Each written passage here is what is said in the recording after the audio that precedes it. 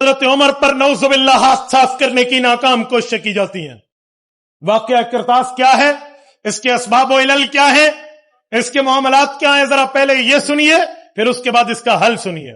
صحابہ کرام جمع ہے, اللہ کے رسول فرماتے لاؤ کاغذ قلم, لاؤ قلم دوا, جو اس زمانے کا تھا, میں تمہیں ایسی تحریر لکھ دوں تم کبھی گمراہ نہیں ہوں گے. جو نئے ہیں وہ دوڑے ہیں قلم دوات کی طرف. عمر فاروق نے روک دیا, کہا یا رسول اللہ حسبنا کتاب اللہ, ہمارے پاس تو آپ کی دی ہوئی اللہ کی کتاب کافی ہے.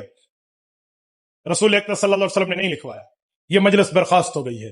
یاروں نے حاشیہ چڑھایا, ہاں رسول اکرم صلی اللہ علیہ وسلم خلافت بلا فصل علی لکھنا چاہ رہے تھے. عمر درمیان میں رکاوٹ پڑ گئے, رکاوٹ ڈال دی انہوں نے. رسول اللہ نے نہیں لکھ دیا, حضور کی نافرمانی کی ہے. یہ چند جملے کہہ کر حضرت عمر کی شان گھٹانے کی ناکام کوشش کرنے والوں, سنو, بات کرنا تو پوری کرنا سیکھو. میں کہتا ہوں جی ہاں, رسول اللہ نے قلم دوات مانگا تھا.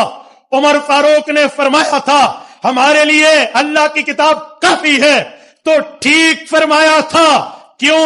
رسول اللہ کے اوپر عمر فاروق نے ایمان لایا ہے, 23 سال رسول اللہ کی کلاس اٹینڈ کی ہے, قرآن رسول اللہ سے سمجھا, حدیث رسول اللہ سے سمجھی. عمر مزاج شناس پیغمبر ہے, رسول اللہ کی فیلنگز جانتا ہے, احساس جانتا ہے, مزاج جانتا ہے, انداز جانتا ہے, اطوار جانتا ہے, عادات جانتا ہے. عمر کو پتا تھا حضور ہمارا امتحان لے رہے ہیں, کیونکہ حضور پاک پر اب سے 85 دن پہلے یہ آیت اتر چکی ہے, الیوم اکملت لکم دینکم وَأَتْمَمْتُ عَلَيْكُمْ نِعْمَتِي وَرَضِيتُ لَكُمُ الْإِسْلَامَ دِينًا. لوگو, قرآن تم پر مکمل, دین تم پر مکمل, نعمت خداوندی تم پر مکمل ہو چکی ہے.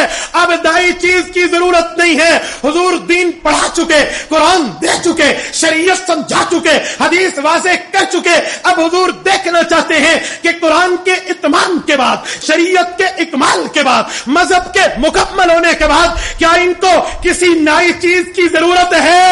حضور نے امتحان لیا, عمر امتحان میں پاس ہوئے ہیں. عرض کرنے لگے آپ پہ تو آیت اتری, دین مکمل آپ نے فرما دیا, مذہب مکمل آپ نے پڑھا دیا, اسلام مکمل, اب امتحان کیا, نئی چیز کی ضرورت نہیں, ہمارے لیے وہی قرآن کافی ہے. حدیث کرتاس کے مطابق حضرت عمر نے کاغذ قلم نہیں لانے دیا. کیا آپ اس بات کو مانتے ہیں کہ حضرت عمر نے نبی پاک علیہ السلام کی بات نہ مان کر غلط کیا؟ جی مانتا ہوں غلط کیا, لیکن اس کا وہ رزلٹ نہیں نکالتا جو روافظ نکالتے ہیں کہ یہ کوئی ہٹ دھرمی پہ مبنی تھا یا بغاوت پر مبنی تھا. حضرت عمر کو تو یہ